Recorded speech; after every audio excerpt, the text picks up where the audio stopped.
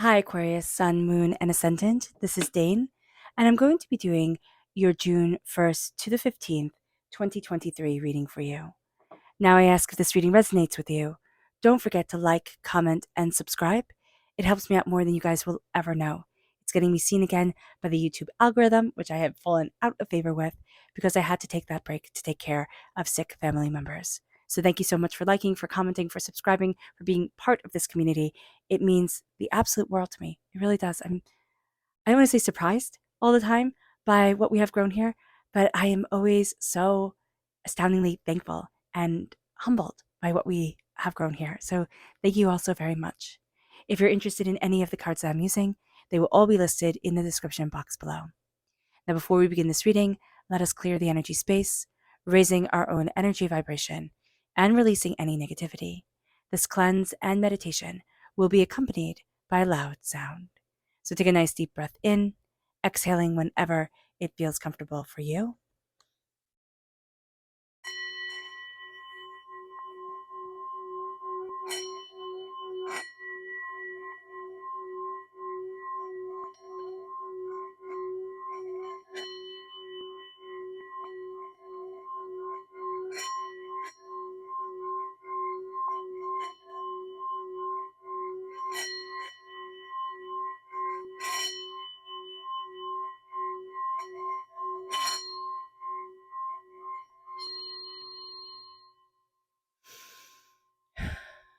Releasing all negativity from the body like storm clouds, letting yourself feel calm, centered, and at peace as we enter into this safe and loving space.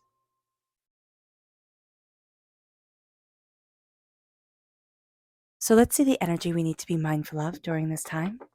Angels and spirit guides, show me clearly. Guide this reading and show me clearly. Here we have Freyalt reversed. Now, this is temperance, this is balance being reversed.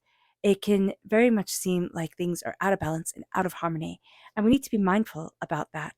There's also a sense of a truth being distorted around you, and it's setting things out of balance. It could be something we're telling ourselves, it could be, some sort of idea that we have or that somebody has, and it's putting everything out of harmony. So just be very aware of that.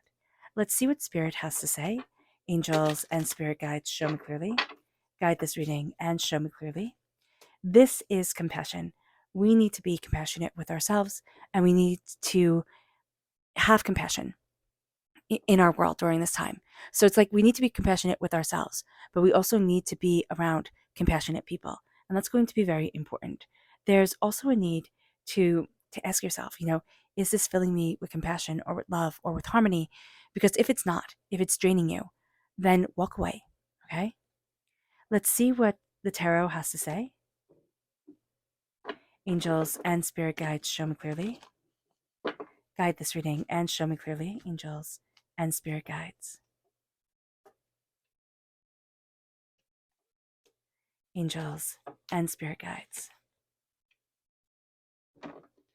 So we have the Page of Wands right here. This is fire sign energy, Aries, Leo, Sagittarius. There is something that we're very passionate about coming forward. Now, there is also something here that we've been frozen on. It's like we don't know how to act or how to move forward or, how to call this into our lives. We're going to get a lot of clarity about that during this time. And we're also going to be students of our passion, what we desire, what we want, what we need, where we need to be for ourselves, and how we are opening up the doors for what we are looking for within our lives.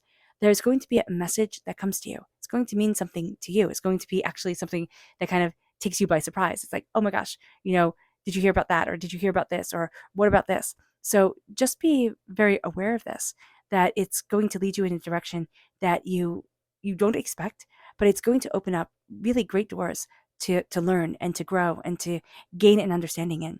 If you have a fire sign energy in your life, just be aware if they're a young child, they're going to be acting immature, and you're more than aware of that. But even if they're older, okay, even if they're like in their teens, or if they're an older person, it's going to be there's going to be this immaturity around them, and it's going to be like, how do you traverse that? That chaos, that energy, that. So just be very aware of this. That there's something here where it's like You can be compassionate, and that's going to be your instinct, or you're going to try and be compassionate. But sometimes you just need to walk away because they're being ridiculous. Or you just need to say no, and no means no. And that's that, type of thing. With the Seven of Swords, there's some sort of lie that's around here. There's somebody who's not telling the full truth, or they might say they're not lying, but they're lying by omission, or there's something here where all the information wasn't known at the time. And then when it was known, you're like, huh, thanks. And I think here I just see resentment. And I see this as something that's old, but it's coming up again. All right. So this is something that has happened that knocked us off our game or really made us doubt things. And now it's like, huh, okay, how do I move forward from this? How do I use this? It's kind of like as a learning opportunity. And that sounds so corny to say, but like, how do I use this as a learning opportunity? But how do I take this negativity that has been weighing me down for a really long time and say, you know what? No, I'm not being defined by it. I'm seeing myself move forward. Now, here's water sign energy, Pisces, Scorpio, Cancer. It can be a lie that somebody told us in order to make us feel better, because that would be something that the Queen of Cups would do, just kind of like softening the blow type of deal.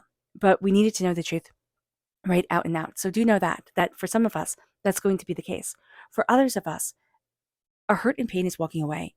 And we're stepping into, again, that more compassionate line of being, but that real sense of healing, that real sense of love, that real sense of connecting with ourselves, what we want, what we need, what's right for us and what isn't, and finding that we're walking forward in a way that is much more determined, much more individualized, much more aware, and really quite beautiful for us. So here with the Queen of Cups, it's really moving forward in love and healing. And there's a sense that, yeah, a lot of emotions are running around us. But if we focus on love and healing, if we say to ourselves, love, love, love, peace, peace, peace, heal, heal, heal, and we let our bodies speak to us, or we let our mind speak to us, and things that were holding us back, we say, well, okay, well, why was that holding me back? Or what did I have to learn from that? Or, okay, that part of my life, done. I don't need to keep on reliving it. It happened, 7 years ago type of deal. We're going to find that we're moving forward. And as we're moving forward, we're seeing certain things are out of balance, or there's certain things, it's not even out of balance. It's like, well, it is out of balance, but like we couldn't balance it anymore, so we just gave up and we walked away. I just really see it like the tidal wave came in, it's sloshed out the pentacles, but now the pentacles are coming back in. And Spirit's like, hey, you want to try again? You want to try to balance it? And here we can feel out of balance with ourselves, and out of balance with our emotions, and out of balance with a lot of things. And it's like, okay, cool. How are we going to rectify that? And this is going to be a time where, yeah, it can be about things that went wrong, but now it's time about, well, how do I make it right? How do I move this forward for me? How do I embrace what I want, what I need, what I'm discovering for myself?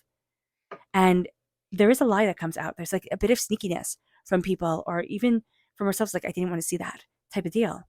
But it's moving us closer to our dreams, closer to what we want to discover in our lives, and closer to what we need in our lives. And it's a sense of like, I need to be able to dream again. I need to be able to know that things can transform. I need to be able to know that, like, this isn't it. We have a tendency, especially when things aren't going right, or when things haven't been going right for quite some time, to be like, this is it. It's just overwhelming. I just can't do this. I'm not moving forward. Everything is horrible. And it's like, okay, but now I need to have dreams again. I need to have goals again.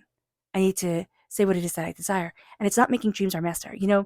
What is there? There's a poem that says, do not make dreams, it's by Kipling, it's if, right? If you can live and not make dreams your master, if you can think and not make thoughts your aims, if you can meet with triumph and disaster, and what is it?